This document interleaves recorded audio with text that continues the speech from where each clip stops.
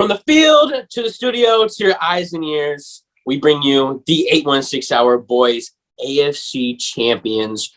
We are here, but first, how was everybody's Monday? Golly, boys, another victory Monday. I'm going to keep it a little quieter because I know Carter likes to get loud and sometimes you can't hear what he's saying. But, man, I'm feeling good that game. I couldn't sleep really last night. All I could think about was like, going to another dang Super Bowl. It's a good day to be a Chiefs fan, folks. It was great. Today was awesome. Woke up super happy. Went and got my victory coffee, extra large, as big as they can make it. I didn't drink all of it because I just couldn't drink that much coffee. Soft. You're soft. I'm soft. You're soft. It's a great day. How you doing, Keeg? No, look at Hey, both of us wondering how the boy is. No, take it back. Take mine back. You know what? Never mind, Keeg. Since we both asked, we don't care how you do it. Just get for it. Yeah. No, man. I walked around all day with a smile on my face, bro. I mean, another AFC title, like y'all said. I mean, it's just, I'm still in that moment where, like, I was walking around at work today. I'm like, man, we really won the AFC again. Like, The fact that you're saying again after winning the AFC, man, we never thought we'd see this day, folks. We really didn't. it's insane. That brings me to my first question. How does it feel to win 3 AFC titles in 4 years as a Chiefs fan? I mean, we've been through the dark days. We've had, I don't even have to bring it all up. You know, Brady Quinn, Ricky Stanzi. I mean, all these guys. I mean, I could go over and over about this list. But just how does it feel just from an emotional standpoint, man? I mean, it's just got like we're all on cloud 9. The biggest thing I think back to is I remember vividly from a young age, ever since I can remember, till about high school or whenever I stopped going to see Santa. Every year, I remember he'd be like, what do you want for Christmas? And every single year, it never failed. I would ask the Chiefs to win the Super Bowl. Chiefs to win the Super Bowl. When they're 2-14, when they were 8-8, the 6-10 seasons, the Todd Haley-led Matt Castle. Man, elementary school Bryson deserves this. I hope everyone that is witnessing these Chiefs games isn't taking them for granted because, like Keegan mentioned, we have seen the dog days in Kansas City. And man, I really hope that everyone that is in Kansas City that is a Chiefs fan, just a fan of football, can appreciate how insane this is. Like 3 Super Bowls in 4 years, folks. That's insane, nutty. Bro. That's it's nutty. Insane. Are we a dynasty? Hey, Chiefs man. a dynasty. They hate the dynasty word because the Chiefs haven't been to that many Super Bowls, but Patty's got that third one He's now. been to 3 in 4 years. So I mean, yeah. I think if they win one, I don't want to think too far ahead, obviously, but I think if you win one, you can't like argue against it. I feel like at this point you can't really argue against that the Chiefs are the dynasty of the AFC at this point. Of the AFC for sure, of the NFL, Yeah. that's what everyone talks about, you know. But I mean, like we said, 3 AFC titles in 4 years, 3 Super Bowls. I mean, winning one of them, man. I mean, 5 straight at Arrowhead. I mean, I can go on and on. It's like hard to be like, you know, it's hard to be like looking over. Mm-hmm. Somebody's going to look back and they're like, who dominated this era? It was the Chiefs. Patrick Mahomes dominated. Yeah. I mean, it's just it doesn't get old. That's all I got to say, man. That's true. That's true. I'm never going to get tired of seeing Pat Mahomes, Andy Reid, Travis Kelce, even Carlos Dunlap on the stand holding the AFC. Yeah, seeing him was cool. He was like smiling, the big old smile. You know when it's a guy's first time going, they got that big old smile. It doesn't mean if it's Patrick Mahomes or number 53 on the 53-man roster. Like, it's just like, man, we here. Yeah. And as fans, it's the same feeling. Mm-hmm. But let's hop into the game, recapping it, man. Bryson, what stood out to you the most about the secondary after L'Jarius Sneed got hurt? Golly. So, I mean, going into the game, I feel like all of us kind of knew the task at hand. Jamar Chase, T. Higgins, Joe Burrow, they kind of just terrorized the Chiefs cornerbacks, the Chiefs secondaries in recent memory. The past three meetings, Jamar Chase has just kind of went crazy against the Chiefs. And it was scary, Chiefs going in with 3 rookie corners in L'Jarius Sneed. Then was it the 4th play of the game? L'Jarius Sneed goes out with the concussion. I'm like, man, feel a lot more confident with 3 rookies and L'Jarius than 3 rookies without L'Jarius.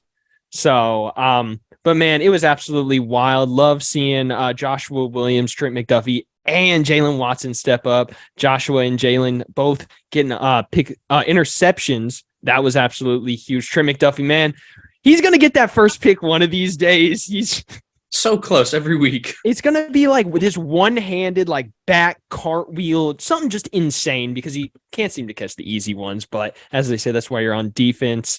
But don't get me wrong. I think the Cincinnati pass catchers, they did put up numbers. T. Higgins did make Jalen Watson look silly on that touchdown where he kind of just went over top of him.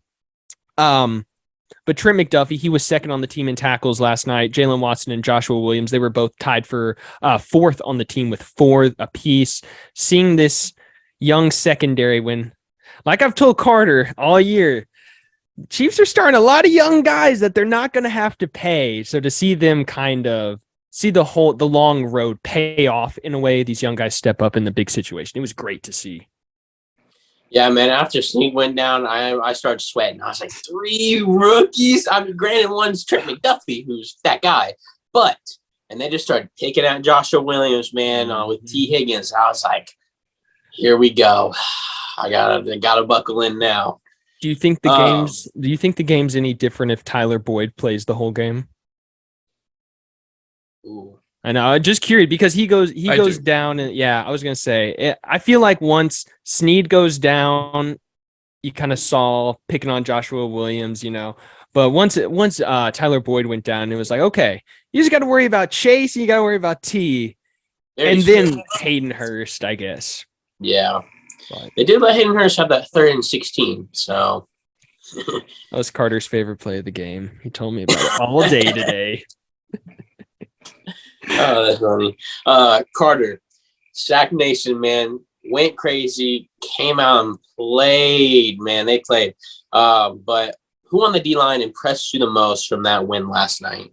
I mean, that entire D-line went crazy. I mean, 5 total sacks. Insane. And that doesn't happen. Like, why does that happen? But that's awesome. But the guy who impressed me the most had his Michael Jordan moment earlier in the week. Chris Jones heard Burrowhead, and he said, I took that personally. Yes, he went out there and got 4 tackles, 3 tackles for losses, and 2 sacks. He took it to heart, and he turned on a whole nother level of his game last night. It was crazy. Awesome to see. Felt like he was pressuring Joe Burrow every single play. Joe Burrow's going to start charging him rent. Sorry. Living in his head. That was, dude, I think, what did they have? 4 sacks in the first half? I mean, it was insane. I mean, Chris Jones came to play. Hey, after you saw the national anthem, you saw him crying, you knew. You just had that different feeling. It was like Chris Jones is about to have himself a game. He put everything out there on that field. Oh, I love it. Dude, they brought the heat from the start. I mean, they had 2 sacks on the opening drive. I was like, oh, yes, please. I was like, yes, sir, give me turn up. I mean, I talk about the D-line every week. I mean, we talked about in the preview. And, came out and balled, man. And everyone balled. It wasn't like it was just Chris. Yeah, I was going to say, Karlaftis got in there. Chris Jones didn't even lead that D-line in tackles. Mike Dana had 5 tackles. That's wild. Not even surprised. Good rotational player. I love that rotation of guys that we have out there. Mm-hmm. Like Bryson said, so many guys on the defense that are young that you can just develop. Yup. Let's see. Oh, yeah. How do we feel about the wide receiver play? I mean, guys are dropping like flies. Bryson, this is for you, my bad. Wide receivers dropping like flies out there. You lose Juju, Tony, McCole gets hurt again. Mm-hmm. I mean, Marcus Kemp was the wide receiver 3 on these very important drives. This guy is on the practice squad. He hasn't been on the Chiefs all year. Just kind of what stood out to you or what impressed you from that wide receiver core after just continue to step up, man. I mean, you're just down. You're thin. You're relying on Sky Moore, who they said had like 22 receptions this year. Golly. I mean, just insane. It was eye-opening because at a position I thought that going into this year, I thought the wide receiver position was probably the deepest position on the Chiefs roster. You got Juju, you got McColl. They go and trade for Kadarius, draft Sky Moore, sign MVS. They got all these guys. Justin Watson as well. He didn't suit up. But man, like you said, they just start dropping. Kadarius goes out in the first quarter. Juju and McColl, I'm sorry, there it is, go out in the third quarter. It's just like, oh gosh, we're now watching Marcus Kemp, Noah Gray, and Jody Fortson on a game-winning drive in the fourth quarter. Yep. This is odd, but no, I really think either there's someone in Marquez Valdez-Scantling's ear or he just listens to the 816 hour because he heard the boys talking. This man said, cut me and save 10 mil. Don't think so. 6 catches, 116 yards, and that big, huge touchdown in the third quarter. That man didn't have more. He had more receiving yards in that game alone than his last 6 games combined. I know it's that next man up mentality, and a couple guys go down, so he does see that increase in targets. But Travis Kelce was still on the field. He was still doing his thing. But I think the biggest thing out of all of it that you can take away from this game is Patrick Mahomes. It doesn't matter. You can throw anything at this man. He's on one foot. He's out there running for his life, and he's just going to get it done. Absolutely love it. Yeah, man. It was fun to watch. I mean, like you said, like I remember Marcus Kemp had a reception for 13 yards, but on that last drive, that was big. I mean, just random guys stepping up. And we talked about MBS, last week. We just went on a rant about him. And this week, dude was so reliable. It was awesome to see. I mean, what did you say? 116 yards. I mean, 16. Continued. I mean, I don't think man had a drop. I mean, he just continued to ball out all night. Real quick, wanted to point out Marcus Kemp has more special teams tackles than he does have career catches. And he was the Chiefs wide receiver 3 last night. Just had to bring that up just real quick. And Mahomes won with that, but hey. Hey, but Joe Burrow's better. Yeah, bro. Yeah. Who's sitting in Cancun, bro? Cancun on 3, boys. Yeah. Hey, where's Eli Apple? I got some things to say. Him and Mike Hilton both. We'll have to talk about that. Toast. I went crazy on the Cincinnati mayor, man. I tweeted at him like 5 different times. I was like, what were you saying, bro? I remember. I did not forget. I remember. We keep our receipts around here. You see Patty's post game. He was talking about even the mayor was coming at him throwing shots. I love it. Oh, man. And then the Kelce thing is like that iconic, man. I've listened to that over and over. Carter, does the running game worry you after having 20 attempts for 42 yards? Kind of a rough night. They continued to run the ball, just felt like they had nothing going. They gave it to Pacheco 7 or 8 times. So just didn't really find something. Is there any worriness about that? No. I mean, it would be great if we ran the ball more. I mean, these two, Pacheco and McKinnon combined, they're great. These guys are phenomenal together. But it just seems so easy for the Chiefs to forget that they have a run game. They have a good running game. So I think it's just almost part of the Chiefs playbook at this point. But I wish they would run the ball more. I mean, Pacheco averaged 5 yards a run, and he only got 10 carries. So yeah, I was sitting there. I was like, man, you gotta feed him. Like, he's a drive starter. Like, just feed him. But when they were running, it was like last year's AFC Championship. They just couldn't run, so they decided not to, which I guess I get to a extent. But just feed the man. Just give it to him. I was shocked. Jerick McKinnon tore it up those last couple weeks. How does Jerick get 6 touches? Where did he go? 6 touches? What happened to him in this game? Like, what? He looked like a main point of this offense in the regular season those last 6 weeks. He looked like the number 1 option, and they just forgot about him. Yeah, when we were dropping guys, I was like, okay, well, we got McKinnon. You just didn't really see him. They could have also been using him more as another blocking guy with just helping Mahomes not to get hit. But yeah, I would definitely wanted to see more McKinnon, especially in the passing game. I mean, the dude's been, like you said, option number one in the offense for the past month or two. I mean, would love to see more of that in the Super Bowl for sure. What's your guys' positive for the game? Obviously, you could say a lot. I mean, we just won the AFC Championship. But what stood out to you the most? I think the biggest positive I'm taking away from this game is the idea that Joe Burrow is better than Patrick Mahomes can just get put to rest. You know, I'm tired of hearing that Patrick Mahomes isn't the best quarterback in the NFL. You know, like I was telling Carter earlier, it seems like every year there's a new front runner to take over the throne from Patrick Mahomes. It was Lamar, then Herbert, then they just continue to push all these narratives. And Mahomes, for the third time in the playoffs in his career, with a minute or less, drove down, got his team the score and the win. So just knowing that Chiefs got the best quarterback in the NFL on their team, that's a big old positive that I like going to bed knowing every night. I saw a thing that he's the youngest QB ever to make 3 Super Bowls, and he like beat Tom Brady by like 6 or 7 years. And I was like, God, oh man, that's wow, nutty. That's Goat. nutty. greatest of all time. What about you, Carter? You got a positive? Yeah, my positive. It was great to see these guys. Great to see these guys run. I mean, they really had it all put together. A part of the game that we were talking about losing us games at the beginning of the year. Our special teams, phenomenal, absolutely phenomenal. Sky Moore looked like he's got to figure it out back there now. Pacheco, Kadarius Toney, they looked great.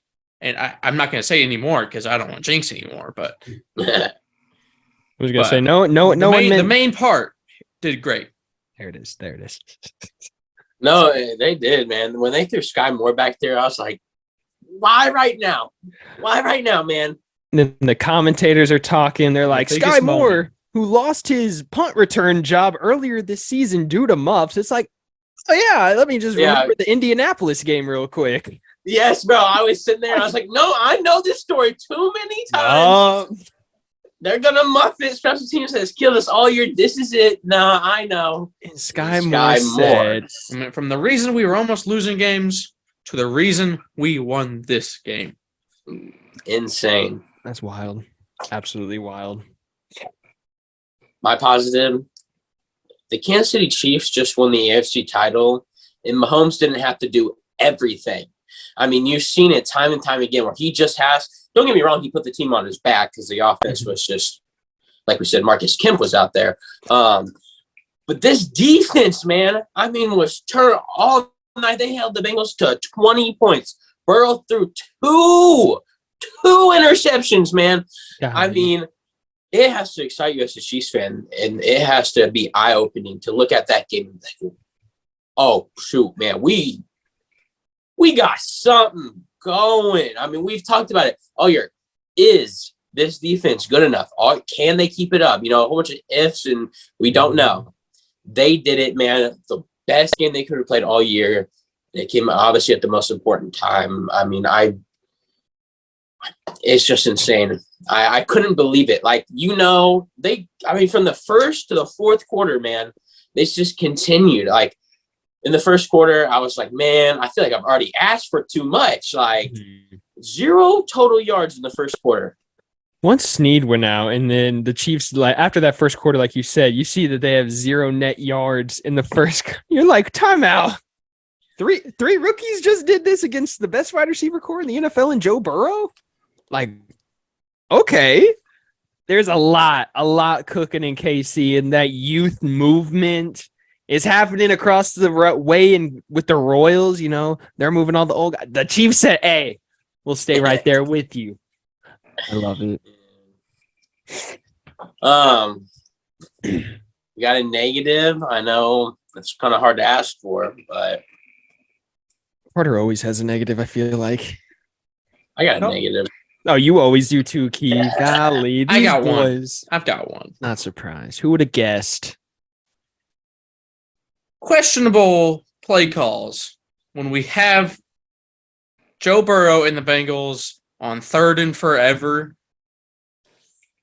Why are we playing end zone defense? What's going on? Like, it's happened 3 times. They just pretty much just gave him 16, 17 yards and a free first down. But other than that, it was a great game. Absolutely love it. Love the way Spags coached that defense. So the blitz is off the end, off the edge. Golly, I love it. And then best blitzing coach in the NFL. Whenever you're not having to send extra guys because Chris Jones is just – there was a couple plays where Chris Jones just almost took the handoff in the backfield. So when you're not having to send extra guys because you have just dominant defensive linemen wreaking havoc on plays, recipes for success. What was your negative, though, Keek? I'm curious now. I do want to say real quick, Chris Jones probably would have had like 5 sacks if he didn't get held like 90% of the time. Like they were double guarding him. Oh, God, yeah. And they were just like ripping his jersey. I'm like, what are we doing? That's the only way you can guard Chris Jones, I swear. Dude was an animal last night. Negatives. I hate to be, picky. He said negatives. There was plural. There was plural in that. Listen. Here we go, folks. Got to get the run game better. Obviously, that's an obvious one. But also just like at the beginning of the game when we're settling for field goals, not even like settling for field goals, but like not getting in the end zone and just kicking those field goals. It leaves the Bengals in it, man. Like it could have been 23.5. I mean, that's not much of a negative. It's just like something I would, just get in the end zone. Let's just finish drives. Finish drives. That's a good way to put it. That's big. Yeah, especially like you said, when you're playing the Bengals and a lot of those when they're taking 3, and Carter talked about it, a couple of those 4th downs, whenever they're punting the ball, it's like, man, you're right at midfield. Why not, kind of take a chance? Maybe Harrison kicks a long kick. But the cold can. What were you about to say? My bad. No, you're good. You're good. You got the cold conditions, so the cold ball, that's not going to travel as far. And then, I don't know where I was going with that. I apologize. Just lost the complete train of thought. Why not give the guy a shot? I mean, yeah. He's been nails in his career, so.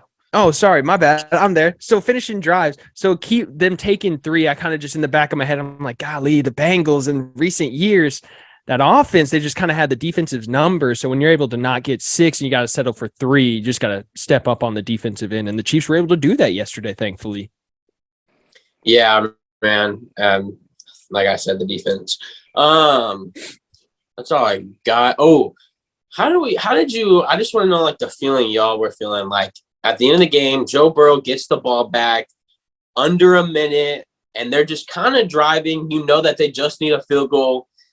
And like I said earlier, like I was sitting there myself. I was like, I've seen this story too many times. He's going to go down there, pick on these rookies. They're going to get in field goal range and they're going to lose. I've seen this story, man. It's 3 years in a row. I was already accepting it, bro. Like I don't think, I hate to be like, I was doubting them after the game they played, but I was just like, this is it, man. That's it. What was just running through you guys' head as just the whole last drive with Joe Burrow, then they punt it, and then Mahomes gets us in field goal range? How are we feeling? Like you mentioned, I mean, you're thinking in the back of your head, man, the defense, they've stalled out this whole game. Joshua Williams, Jalen Watson, they were able to get picks that were huge. But man, I was like you said, we've seen this time in and time out. It's going to be the bend, don't break defense. You see Hayden Hurst picks up the 3rd and 16 long. It's like, golly, it's like nothing's going to go the Chiefs' way now. Absolutely nothing. They're going to be able to do absolutely. It would have been like kind of what Gabe Davis did against the Bills last year, kind of felt like was going to happen.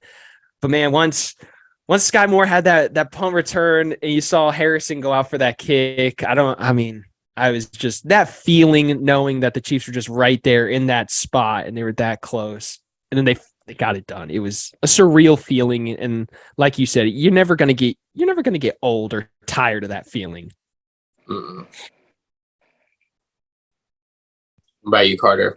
I agree. I mean, Bryson said it all. Man, just not going to say it. My bad. He's like, yep. Yep, what he said. No, I mean, it was retweet. I was nervous that whole last drive. Mm-hmm. I thought Joe Burrow was going to do his thing and run down the field, pick on the young rookies and T. Higgins again, but I'm a broken record at this point. But But Yeah, I mean, it was man. great getting to see Harrison come out there and kick another game-winning field goal. Loved it. Loved it. I've never been so happy to see my quarterback get smoked out of bounds, but here we are. Ah, No, as Man, soon as took he one got for the pushed, team. I was like, oh, yeah. mhm. I What were was you saying, curious because Bryce? the flag came in late on that throw on the hit. I was curious if they were going to throw one or not. Yeah, I did come in late. I was sitting there for a second. I feel like it's because people complain, obviously, on Twitter and stuff, because like, oh, you can't throw that flag to decide the AFC Championship. But it's also like, man, Been in the he same took aspect. 2 steps out of Yeah. bounds. Like, Mhm. that's just Yeah. when you have to call. I'm not even trying to be like, oh, Chiefs, trying to be all Yeah. biased. Like, that's just like, I see it the from man both knew sides. it. Like, it's Yeah. just, that is not one you can't call. Like, that was bad. I see it from both sides for sure because, like you said, it was very close. And I don't. Again, I'm a big proponent of no one play determines a game. Obviously, like there's a whole game, so a lot goes into it. But man, it did kind of seem like that was the demoralizer, put Kansas City in field goal range. But the biggest, you got to feel for that guy, seeing his teammates walking back to the locker. Why are you hitting him? Why are you hitting the quarterback? Like, Dude, yeah. What are we doing? Be an adult. Be a professional, man. That's a rookie He was defensive crying, end too. that played his game of his life. Bro, he did. He went off. Right. Bro. He was all over. Sorry, what were you saying? My bad.